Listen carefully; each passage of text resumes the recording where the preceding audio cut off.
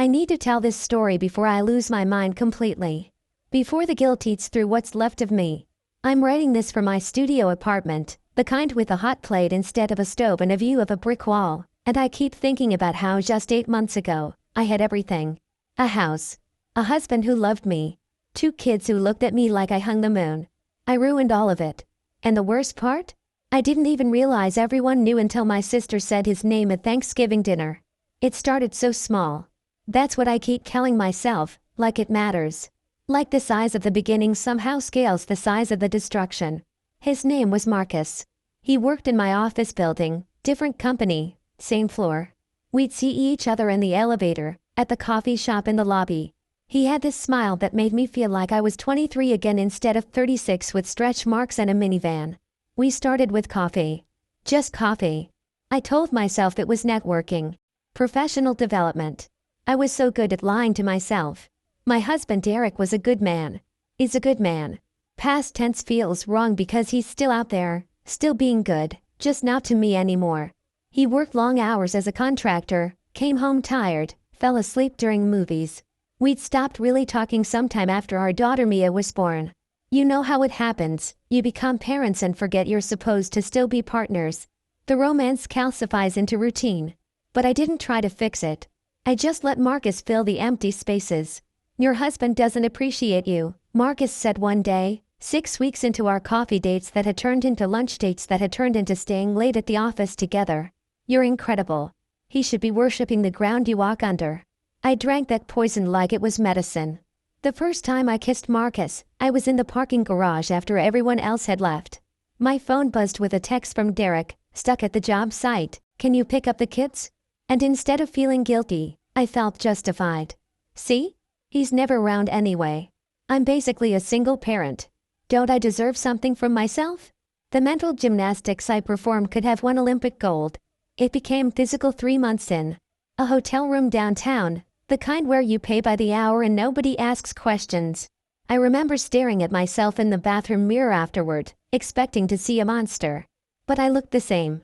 That's what scared me most, how easy it was to do something devastating and still look like myself. I got sloppy. I see that now. I'd come home late smelling like cologne that wasn't Derek's. I'd hide my phone, ankle away when texts came in. I'd pick fights over nothing so I could storm out and go see Marcus. I convinced myself Derek was too oblivious to notice, too caught up in his work. He noticed. Everyone noticed. My sister Jenna knew. My best friend Alicia knew. My mother knew. Derek's brother knew. The neighbors knew. The women in my book club knew. They all knew, and they all decided independently or together, I still don't know which, that I didn't deserve the courtesy of a confrontation. They let me keep digging. Thanksgiving was at my mother's house this year. The whole family crammed into her dining room, the good china out, my aunt's famous stuffing that nobody actually likes but everyone pretends to love. Mia was 9, my son Tyler was 6. They were coloring at the kids' table while the adults drank wine and pretended everything was normal. I remember feeling smug. Untouchable. I'd just seen Marcus that morning, told Derek I was running to the store for last-minute supplies. An hour in a hotel room before a family dinner. The compartmentalization was surgical. My mother had made a toast. Something about gratitude and family. Everyone clinked glasses. I was halfway through my second glass of wine, that warm buzzy feeling making everything soft around the edges, when Jenna opened her mouth. I'm grateful Derek finally grew his spine, she said. Her voice was loud, clear, cutting through the comfortable chatter like a knife. I'm grateful he stopped letting his cheating wife treat him like garbage. The room went silent. Fork dropping, wine glass frozen mid-air silent. I laughed. Actually laughed. What are you talking about? Jenna stared at me. Her face was stone. You're really going to sit there and pretend you haven't been having an affair with Marcus from your building for the past 6 months? My blood turned to ice water. Jenna, what? We all know, my mother said quietly. She wouldn't look at me. Derek told us months ago. I looked around the table. My brother wouldn't meet my eyes. My aunt was staring at her plate. Derek's sister had her arms crossed, jaw clenched. Alicia was crying. You all. I couldn't finish the sentence. The wine glass trembled in my hand. Derek called me in September, Jenna said. He'd hired a private investigator. He had photos. He wanted to know if he was crazy, if he was imagining things. I told him no. You were cheating. We all knew you were cheating because you weren't exactly subtle about it.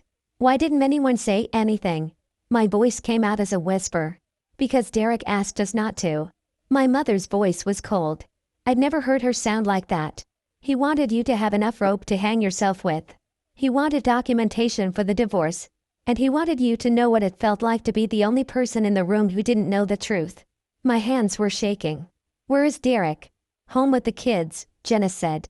He's not coming. He didn't want Mia and Tyler to be here when we did this. But surprise, happy Thanksgiving, we all think you're disgusting.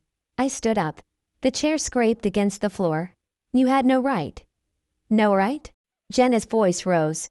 You have no right to destroy your family. You had no right to humiliate your husband. You had no right to risk your kids' stability for some midlife crisis affair with an office drone. But here we are. I looked at Alicia. My best friend since college. You knew? She nodded, tears streaming down her face. I saw you. At that hotel on 5th Street. 3 months ago. I wanted to tell you to stop, but Derek asked me not to. He said you needed to make your choice without interference. What choice? I was shouting now, I think. Everything felt underwater. What choice did I have? The choice to stop, my brother said. His voice was quiet but sharp. Every single day you could have chosen to stop. You didn't. I left my mother's house and drove straight to the hotel where Marcus and I usually met. My hands were shaking so hard I could barely grip the steering wheel. I called him 6 times. He didn't answer. The 7th time, a woman picked up. Hello? Her voice was young, bright, cheerful. I hung up. I sat in that hotel parking lot for 2 hours, watching people come and go. Couples. People having their own affairs, probably. People making the same choices I've made. I kept thinking about Mia and Tyler at home with Derek, how he probably told them mommy had to work or mommy wasn't feeling well. The lies we tell to protect children from the truth about their parents. I drove home around midnight. The house was dark except for the porch light. Derek always left the porch light on for me.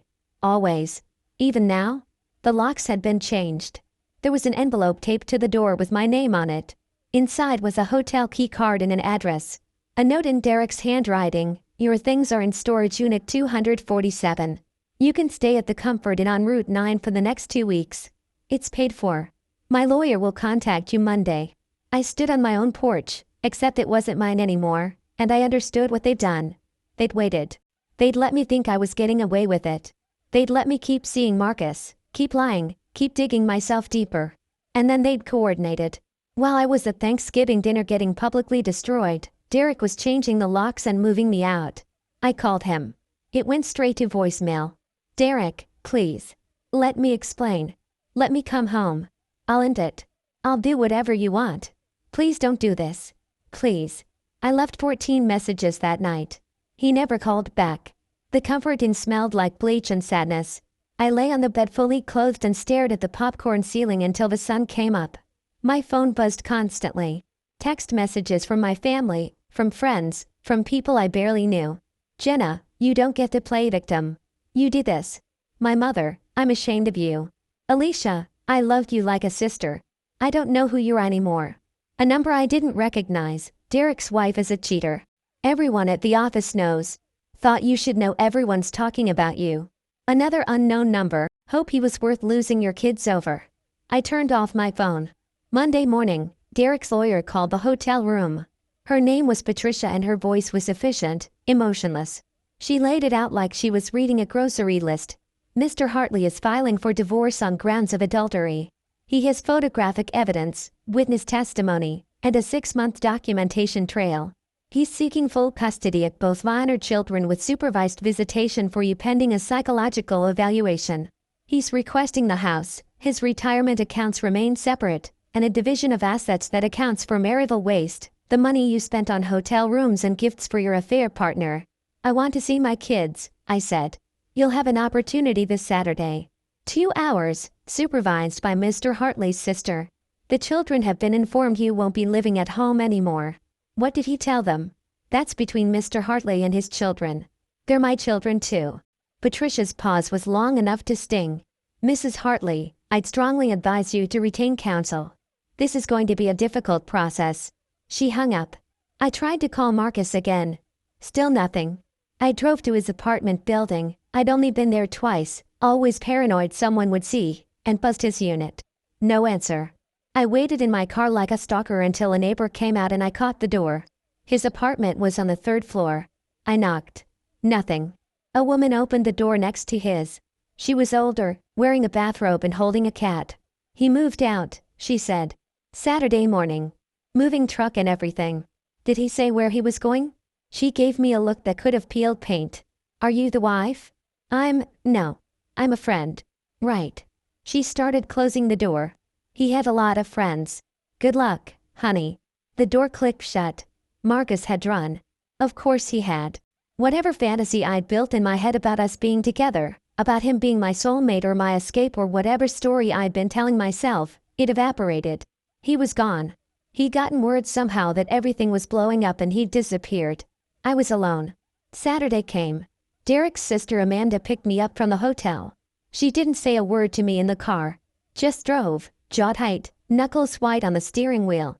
They were waiting at a park. Neutral territory. Tyler saw me first and his face did something I'll never forget. It lit up for half a second, then collapsed into confusion. He looked at Derek like he needed permission.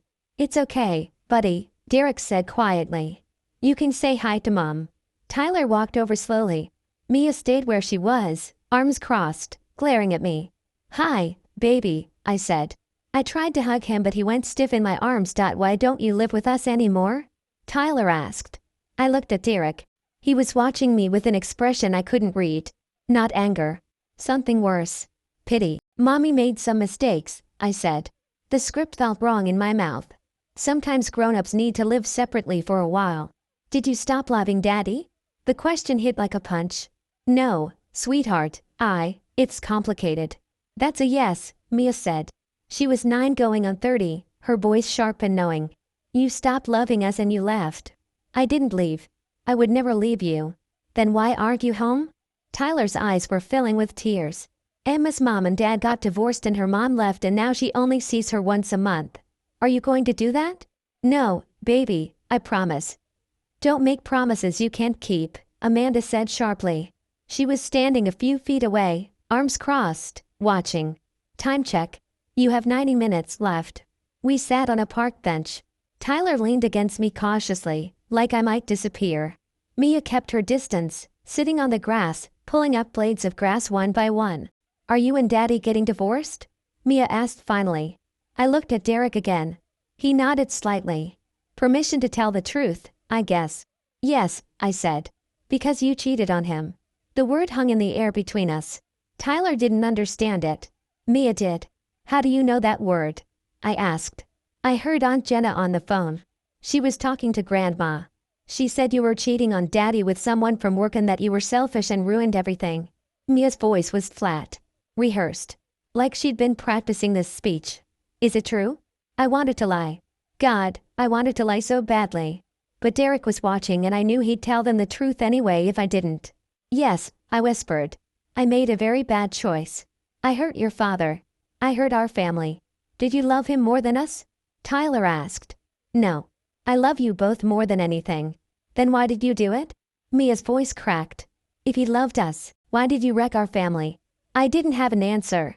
Not one that would make sense to a 9-year-old. Not one that made sense to me anymore. The 2 hours crawled by. Tyler eventually warmed up, told me about school, about his new Pokemon cards. Mia barely spoke. When Amanda said time was up, Tyler hugged me tight. When can you come home? He asked.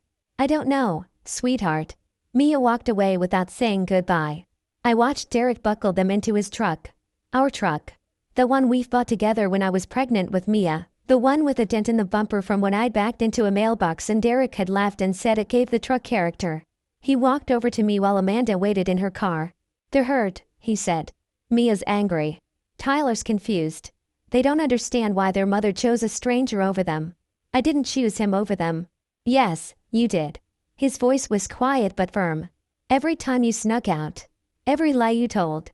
Every hotel room. You chose him. And now they're the ones paying for it. Derek, I'm sorry. I'm so sorry. I know you are. He looked tired. Older than he had at Thanksgiving. But sorry doesn't unbreak what you broke. Sorry doesn't undo the damage. Can we try? Can we go to counseling? I'll do anything. He shook his head slowly. I can't trust you anymore. That's the part you don't understand. It's not even about the cheating anymore. It's that you lied to my face every single day for 6 months. You looked me in the eye and lied. You came home from being with him and kissed our kids goodnight and lied. How do I ever believe another word you say? I didn't have an answer. The supervised visitation is temporary, he said. If you stay clean, stay away from him, show up consistently, we can work towards shared custody eventually. But you're going to have to prove yourself. And it's going to take a long time. He's gone anyway, I said. Marcus. He moved. Disappeared. Derek's laugh was bitter. Of course he did. You really thought he was going to stick around? He was married too, by the way. Did you know that? My stomach dropped. What? His wife called me. Found my number in his phone. They have 3 kids. He's done this before. You weren't special. You were just convenient. He walked away before I could respond. I found out later through the divorce proceedings that Derek had known since August. 4 months of knowing. 4 months of watching me lie. 4 months of collecting evidence, talking to lawyers, preparing. While I thought I was being sneaky, he was building an airtight case. The divorce took 6 months. I didn't contest anything. What was the point? I signed away the house, took the smaller retirement account, agreed to every term. My lawyer kept saying I was entitled to more, that I shouldn't let guilt make me stupid. But I was too tired to fight. I saw the kids every other weekend. Supervised at first, then gradually unsupervised. Tyler bounced back faster. Kids that age are resilient, the therapist said. Mia was harder. She looked at me like I was a stranger wearing her mother's face. One Saturday afternoon, 6 months after Thanksgiving, I picked them up for our weekend visit. Mia got in the car and immediately said, Dad has a girlfriend. My hands tightened on the steering wheel. Oh? Her name is Rachel. She's nice. She doesn't lie. The barb hit exactly where she aimed it. That's good, I managed. I'm glad your dad is happy. Are you happy? Tyler asked from the back seat. I looked at him in the rearview mirror. Was I happy? I lived alone in a 1-bedroom apartment. I'd quit my job because everyone there knew. I was working retail now, folding clothes at a department store, trying to avoid anyone who might recognize me. I had no friends left. My family barely spoke to me. I spent my nights alone, scrolling through old photos on my phone, trying to figure out where I'd lost myself. I'm working on it, buddy, I said. That night, after I dropped them back at Derek's house, the house that used to be ours, I sat in my car and watched through the window. Rachel was there. She was pretty, younger than me, laughing at something Derek said. She helped Tyler with his jacket. She high-fived Mia. They looked like a family. I looked like a stalker sitting outside in the dark. I finally understood what I'd traded. Not Derek for Marcus. Not my marriage for an affair. I traded everything, my whole life, my identity, my children's respect, for absolutely nothing. Marcus was gone. The affair was over. And I was left with the bill. The real punishment wasn't the divorce. It wasn't signing over the house or splitting assets or even the supervised visits. The real punishment was watching my children build a life that didn't need me. A year after Thanksgiving, Mia had her 10th birthday party. Derek texted me the details with a formality that hurt more than anger would have. Mia's birthday party is Saturday at 2 p.m. at our house. You're welcome to attend for 1 hour. Rachel will be there. Please be respectful. Our house. He still called it that sometimes, then caught himself. His house. His house with Rachel, who had moved in 3 months earlier. I showed up with a present I'd spent too much money on, trying to buy back affection. The driveway was full of cars. Through the window I could see balloons, decorations, kids running around. My mother's car was there. Jenna's minivan. All the people who used to be mine. I rang the doorbell like a guest. Rachel answered. She was wearing an apron that said Grill Master with a cartoon burger on it. One of Derek's stupid aprons that I used to make fun of. Hi, she said. Her smile was polite, practiced. Come on in. Mia's in the backyard. The house looked different. New curtains. Different furniture arrangement. Pictures on the wall of Derek with the kids, Derek with Rachel and the kids. A family I didn't belong to anymore. Mia was surrounded by friends, laughing at something on her phone. When she saw me, the laughter stopped. Hi, baby, I said. Happy birthday. Thanks. She took the present without enthusiasm. You can put it on the table. Do you want to open it now? I'll open presents later with everyone else. Everyone else. The words hung there. Tyler ran up and hugged me at least. Small mercies. Mom. Did you see the bounce house? Dad rented a bounce house. That's great, buddy. Rachel helped him set it up. She's really good at tying knots. She used to be a camp counselor. Of course she was. Rachel was perfect. Rachel didn't cheat. Rachel didn't destroy her family. Rachel got to slide into the space I carved out and be the woman I should have been. I watched from the edge of the yard while Derek grilled burgers and Rachel brought out potato salad and my mother laughed at something Jenna said. They'd all moved on.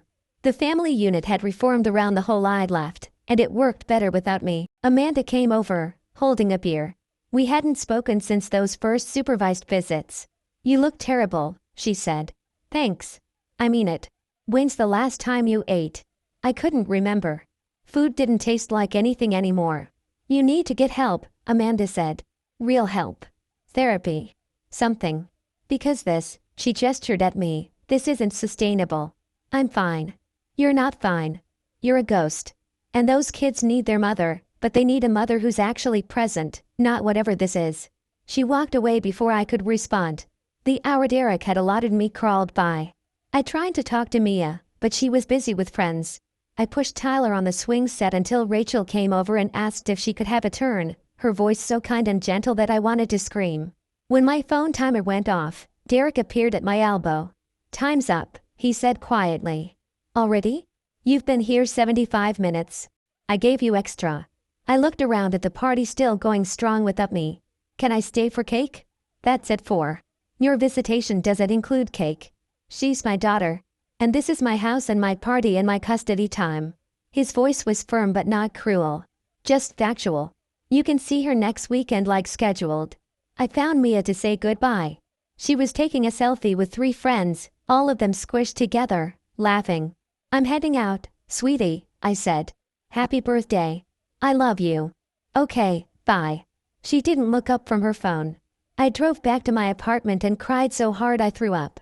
That night, I did what I've been avoiding for months. I looked Marcus up on social media. I don't know what I expected to find.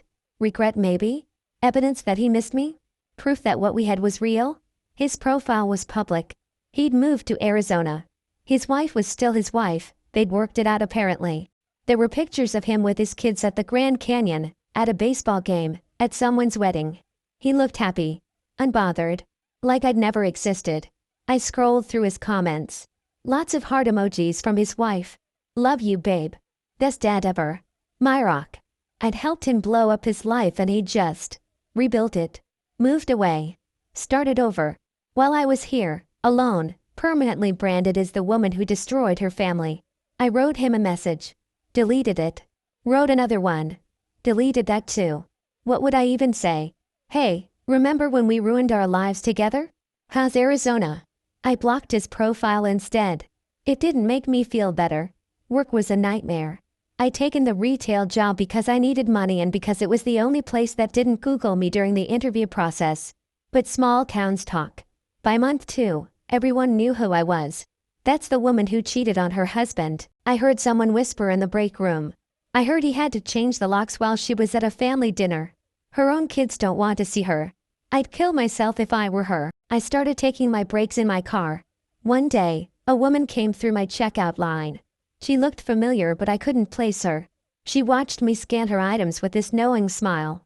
You don't remember me, she said. I'm sorry, Rachel's sister. I was at Mia's birthday party. My hands froze on a sweater I was folding. Derek's really happy now, she continued, her voice cheerful, conversational. Rachel's been so good for him. For the kids too. Tyler calls her his bonus mom. It's really sweet. She paid with a credit card, smiled, and left. I locked myself in the bathroom and sobbed for 20 minutes. The therapist my lawyer had insisted I see said I was experiencing a delayed grief response. That I'd been in denial about the consequences of my actions and now reality was crashing down. She said I needed to forgive myself, to understand that people make mistakes, that I deserved compassion. I didn't believe her. Every night I lay in bed and replayed the decisions. I could have stopped after the first coffee. After the first lunch. After the first kiss. I could have gone home and told Derek I was unhappy and suggested counseling. I could have done literally anything except what I did. But I didn't. And now here I was. Tyler's 7th birthday came. Another party I was invited to for exactly 1 hour. This time at a trampoline park. He was so excited to see me, jumping up and down, grabbing my hand to show me all the different trampolines. "Watch this, Mom." He kept shouting, doing flips, running back to make sure I was watching. Mia sat with her friends, barely acknowledging me. At one point, Tyler fell and scraped his knee. He started crying and ran, not to me, but to Rachel. She scooped him up, examined his knee, kissed it better, put on a bandage she had in her purse because of course she carried band-aids. I stood there watching my son be comforted by another woman and I felt something inside me break that hadn't broken before. When the hour was up, Tyler hugged me goodbye. "I love you, Mom," he said. "I love you too, baby. Rachel's teaching me how to ride a bike without training wheels. Dad said maybe you can come watch when I get good at it." I'd love that. But we both knew it wouldn't happen. I wasn't part of the daily life anymore. I was a visitor. A footnote. The cautionary tale they tell at his wedding someday. 18 months after Thanksgiving, Jenna called me. It was the first time she'd initiated contact since that dinner. "Mom's sick," she said without preamble. "Cancer. Stage 3. She starts treatment next week. Can I come see her?" The pause was long. "She said you can come. But she wants me to tell you something first." "What?" "She said she can forgive a lot of things. She forgave Dad when he lost all that money gambling. She forgave me when I wrecked her car in high school. She forgave you for a lot of stupid stuff growing up, but she can't forgive you for what you did to those kids. She said she'll see you because you're her daughter, but don't expect warmth. Don't expect her to pretend everything's okay." "Okay." And she said," Jenna's voice cracked. "She said she's glad Dad's not alive to see what you became." The line went dead. I went to see my mother the next day. She looked small in her recliner, a blanket over her lap even though it was warm outside. When I walked in, she didn't get up. "Hi, Mom." "Hello." I sat across from her. The silence stretched out. "How are you feeling?" I asked. "Like I have cancer." "I'm sorry. I'm so sorry." "For what?" "For the cancer? That's not your fault. The rest of it is, but not this." "Mom, please." "Please what?" Her voice was sharp. "Please pretend you didn't humiliate your entire family? Please pretend your children aren't in therapy because their mother chose a stranger over them? Please pretend I don't lie awake at night wondering where I went wrong raising you? I made a mistake. A mistake is forgetting to pick up milk. What you did was a choice. Hundreds of choices. Every single day for 6 months." I started crying. I know. I hate myself for it." "Good." She leaned back in her chair. "Maybe that means you're finally understanding what you did." I visited her every week during treatment. She never warmed up. Never hugged me. Never said she loved me. When Jenna or my brother were there, she'd laugh with him, chat normally. When I was there alone, it was silent tolerance at best. She died 8 months later. At the funeral, I sat in the back. Derek brought the kids. They sat in the front row with him and Rachel. Mia read a poem she'd written about her grandmother. Tyler cried through the whole service. Afterward, at the reception, I overheard Mia talking to one of my aunts. "Grandma said she wished she could see me graduate high school," Mia said. "She said she was proud of me. That I was strong and smart and nothing like my mother." The words hit like a physical blow. I left early. No one noticed. 2 years after Thanksgiving, the divorce was finalized. I had standard every other weekend visitation. No more supervision. The judge said I demonstrated stability. What a victory. I'd lost weight I couldn't afford to lose. I had stress-induced health issues. I took medication to sleep and medication to function and medication to stop the panic attacks that came out of nowhere. I was 38 years old and my life was over. Tyler adjusted. He was young enough that eventually this would just be his normal. Mia never forgave me. On her 13th birthday, she sent me a text, "Don't come to my party. I don't want you there."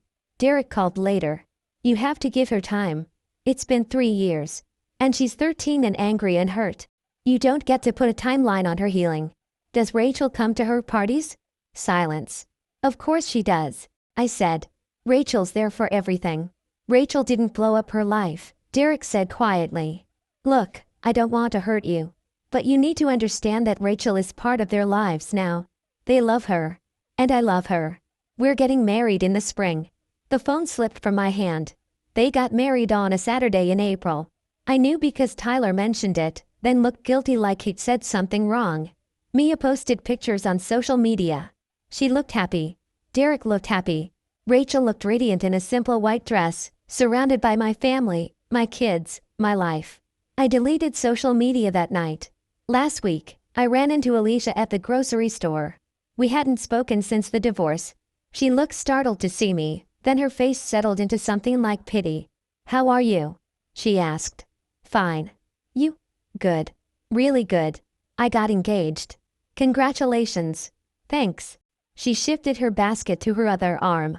I saw Derek and Rachel last month. At a restaurant. They looked really happy. That's great. The kids are doing well.